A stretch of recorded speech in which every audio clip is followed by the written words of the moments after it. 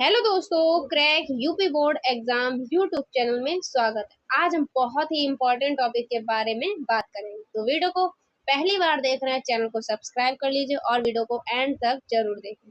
आज हम बात करने वाले हैं महत्वपूर्ण टिप्पणी जो कि आपके कौन से चैप्टर की है, पुष्पी पादपों में लैंगिक जनन। वो टिप्पणी कौन कौन सी है? पहली आपकी है आसंग जनन, बहुभ्रूणता और आनिषेक फलन। ये तीनों ही टिप्पणी मोस्ट इम्पॉर्टेंट है। 101% आपके बोर्ड एग्जाम में ये पूछी जाती है, तो इसलिए इस चैनल को सब्सक्राइब कर लीजिए और इस वीडियो को हो सके तो एंड तक जरूर से जरूर देखिए। चलिए बिना देरी करे वीडियो को स्टार्ट करते हैं। सबसे पहले है आपकी आसंग जनन।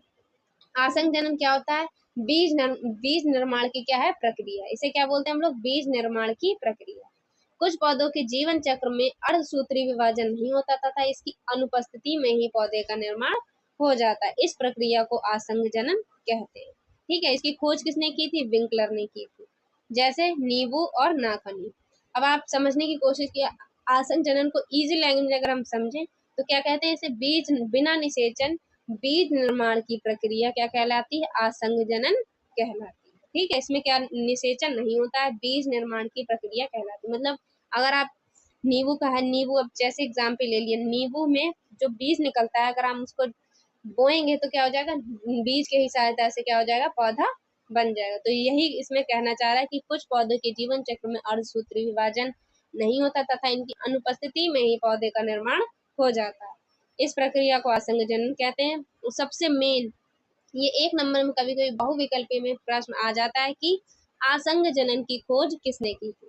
तो आसंग जनन की खोज किसने की थी? विंकलर ने। ठीक है, याद रखिएगा कि आसंग जनन की खोज विंकलर ने की थी। ठीक है, तो ये था आपका आसंग जनन जो 2 नंबर आपके बोर्ड एग्जाम में पक्के कर देगा। उसके बाद है बहुभ्रूणता। अब बहुभ्रूणता क्या होता है? बहुत मतलब बहु में ही, इसमें ही निकल रहा है आपका बहुभ्रूणता।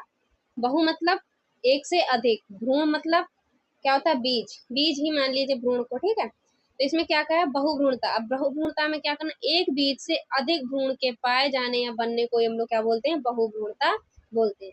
अब मतलब एक बीज से एक से अधिक बन जाए, जैसे एक बीज हुआ उससे क्या हो जाए? अधिक भ्रूण बनने या पाए जाने को हम लोग बहुभ्रूणता कहते हैं। एग्जाम्पल में क्या लिखा हमने? जैसे करके नींबू।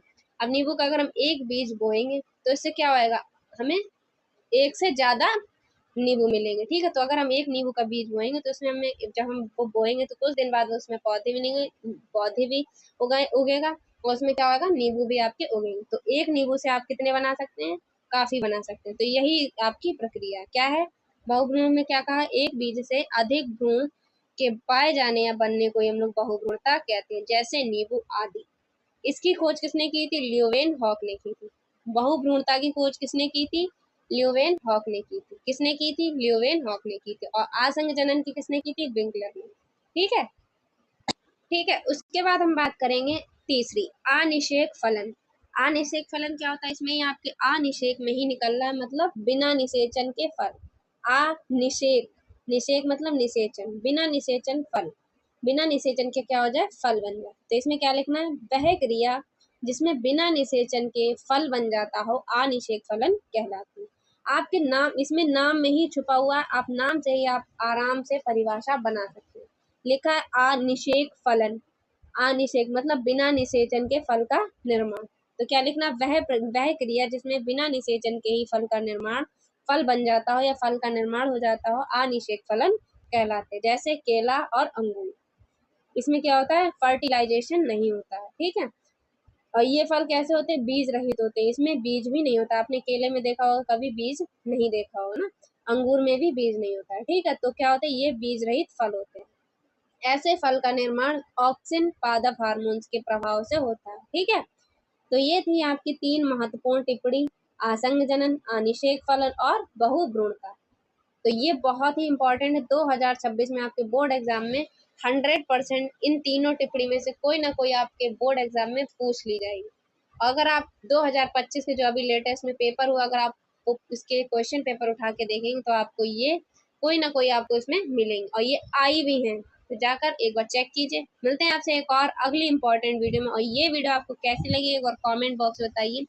और इससे जो पहली वीडियो हमने करवाई थी पुष्पी पादपों में लैंगिक जनन का, जो पहला हमने वीडियो डाला था उसमें हमने करवाया था आपका पुष्प की संरचना। मोस्ट इम्पॉर्टेंट टॉपिक है आपके बोर्ड एग्जाम में, वो 3 नंबर में पूछा जाता है और 100% ये टॉपिक मोस्ट इम्पॉर्टेंट है। 3 नंबर आपके बोर्ड एग्जाम में भी पक्के करवाएगा और प्लस 30 नंबर भी आपके ये पक्के करवा सकता है। वो कैसे? आप प्रैक्टिकल में इसी टॉपिक को अगर आप पढ़ के जाते हैं, बना के ले जाते हैं चार्ट पेपर पर, 100% ये बहुत ही इजी और अच्छा टॉपिक है। तो 30 नंबर भी आपके पुष्प की संरचना कंप्लीट करवा सकता है। 2025 में काफ़ी स्टूडेंट्स ने ये वाला टॉपिक बनाया था, तो अगर आप इस टॉपिक को अच्छे से तैयार कर लेते तो 33 नंबर आपके ये कंप्लीट करवा सकता है। तो मिलते हैं आपसे एक और अगली इंपॉर्टेंट वीडियो में। अगली वीडियो आपकी बहुत ही इंपॉर्टेंट होने वाली, तो चैनल को सब्सक्राइब कर लीजिए और नोटिफिकेशन बेल को ऑन कर लीजिए। मिलते हैं आपसे एक और अगली इंपॉर्टेंट वीडियो में, तब तक के लिए जय हिंद, जय भारत।